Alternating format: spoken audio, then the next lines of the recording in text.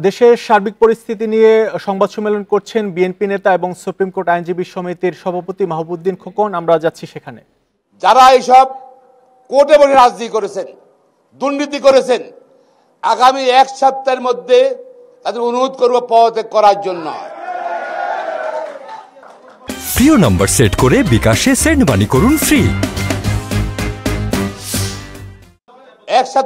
এক সপ্তাহের মধ্যে তাদেরকে পদত্যাগ করার জন্য আহ্বান জানাচ্ছি, অনুরোধ করছি।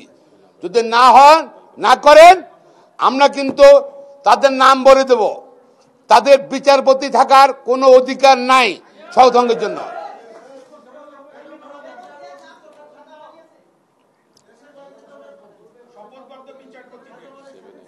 আপনারা আওয়ামী লীগ করবেন কোর্টে বসে বিচারপতি হয়ে, আওয়ামী লীগ করবেন আওয়ামী লীগ করে, আওয়ামী লীগের বিচারপতি হয়ে বিচার করবেন রাজনৈতিক নেতা কর্মীদের, তা হবে না।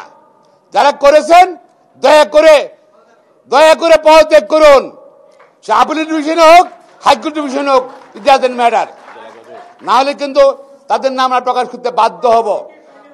জাতির কাছে তাদের এই মুখ উন্মোচন করতে আমরা বাধ্য হব।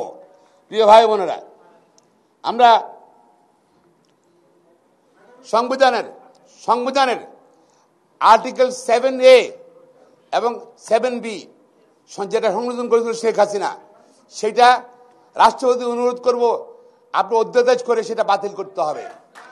তাহলে অন্তর্বর্তীকালীন সরকারের পথটা সুগম হবে।